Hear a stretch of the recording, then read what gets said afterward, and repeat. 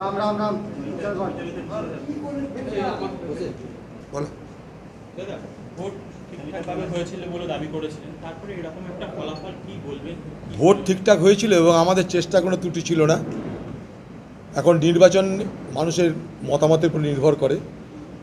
5 বার পর পর জিতেছিলাম, মানুষের দয়া দুয়া আশীর্বাদ সহযোগিতা ছিল, তাই এবার মানুষ মনে করেছে যে হারানো দরকার, তাই মানুষ হারিয়েছে। কোনো অভিযোগ নেই আমার। আমি তৃণমূল প্রার্থী ইউসুফ পাঠানের কাছে পরাজিত হয়েছি এবং আগামী দিনে ইউসুফ পাঠান, যিনি এই মুহূর্তে বহরমপুরের এমপি, তার চলার পথ সুগম হোক, তার জন্য আমার শুভকামনা থাকলো। আমি হেরেছি মানে হেরেছি, আমি কোনো অজুহাত কোনো বাহানা দিতে চাই না। তবে একটা ঘটনার কথা নিশ্চয়ই বলবো, যদি রাজনৈতিক বিশ্লেষণ করা হয় তাহলে দেখবেন যে পশ্চিমবঙ্গের নির্বাচন ক্রমশ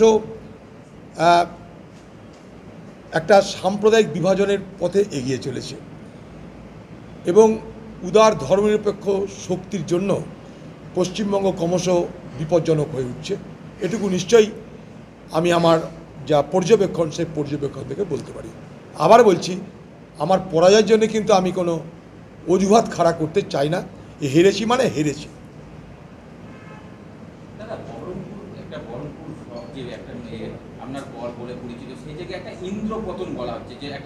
বলতেই পারেন আপনারা। দেখুন, আমরা রাজনীতি করি, মানুষের ইচ্ছা অনিচ্ছা দ্বারা প্রভাবিত হই। গত বিধানসভা নির্বাচনে বহরমপুরে আমাদের প্রার্থী মনোজ চক্রবর্তী হেরেছিল।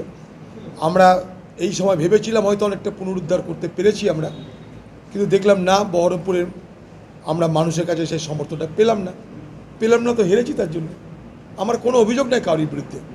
আমাকে যে ভোট দিয়েছে তারা তাদের স্বাধীনভাবে মতামত প্রকাশ করেছে, আমাকে যে ভোট দেয়নি তারাও স্বাধীনভাবে মতামত প্রকাশ করেছে।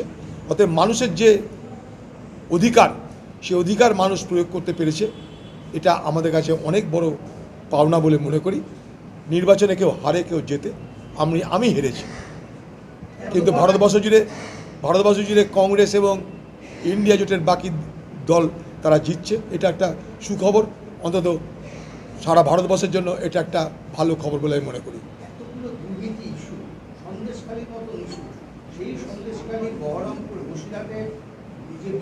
ব্যাপার হচ্ছে, আমি একটু আগে বললাম যে বাংলায় রাজনীতিটা ক্রমশ উদার এবং ধর্মনিরপেক্ষ মানুষের জন্য বিপজ্জনক ভূমি হয়ে উঠছে। এখানে একদিকে সাম্প্রদায়িক বিভাজন হয়, আরেকদিকে প্রলোভন, অর্থাৎ টাকা পয়সা, লক্ষ্মীর ভাণ্ডার, এই একটা করা হয়।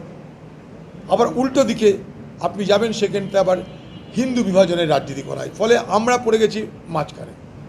এই মাঝখানে পড়ে আমরা উদার এবং ধর্মনিরপেক্ষ শক্তি যা আছে এখনও বাংলায়, তাদের জন্য বাংলা ক্রমশ বিপজ্জনক হয়ে উঠছে বলে আমি মনে করি। হ্যাঁ, তা বলতে পারেন। নিশ্চয়ই বলতে পারেন স্যান্ডউইচ হয়েছে। কারণ একদিকে মুসলিম ভোটের বিভাজন, আরেকদিকে হিন্দু ভোটের বিভাজন, উভয়ের মাঝখানে পড়ে না আমি হিন্দুর না আমি মুসলমান কাউরি কাছেই আধিপত্য বিস্তার করতে পারিনি। নিশ্চয়ই এটা বলা যেতে পারে স্যান্ডউইচ হয়েছে। কিন্তু তবুও নির্বাচন তো নির্বাচন, যাই হোক নির্বাচন, হেরেছি মানে হেরেছি। কী করে রাজনীতিতে সবসময় তো নিজের ইচ্ছা মতন হয় না। এতদিন অপরাজয় ছিলাম, এখন পরাজিত, এর বেশি কী বলবো। এতদিন অপরাজিত ছিলাম, এখন পরাজিত। পৃথিবীর সব রাজনীতি নেতাদের জীবনে পরাজয় অপরাজয়ের ঘটনা ঘটে। ইন্দিরা গান্ধীকেও হারতে হয়েছে, কখনো রাহুল গান্ধীকেও হারতে হয়েছে। আমি কী করতে পারি? মানুষ ভোট দেয়নি, মানুষ দয়া করেনি, দুয়া করেনি, আশীর্বাদ করেনি, আমি কী করতে পারি? আর তাই হেরেছি। সেই হারটাকে মেনে নেওয়াটা হচ্ছে রাজনীতিক ব্যক্তির একটা দায়িত্ব। আমি সেই দায়িত্ব পালন করে বলছি, মানুষ যা করেছে ঠিক করেছে, আমি হেরেছি। আর কিছু এখানে আছি, আমি জানিয়ে দেবো আপনাদেরকে। আজকের দিনে আর এতটা সিদ্ধান্ত তো নিয়ে ফেলেনি। হ্যাঁ, আমি জানিয়ে দেবো আপনাদেরকে, যেদিন নেব আমি জানিয়ে দেবো আপনাদেরকে।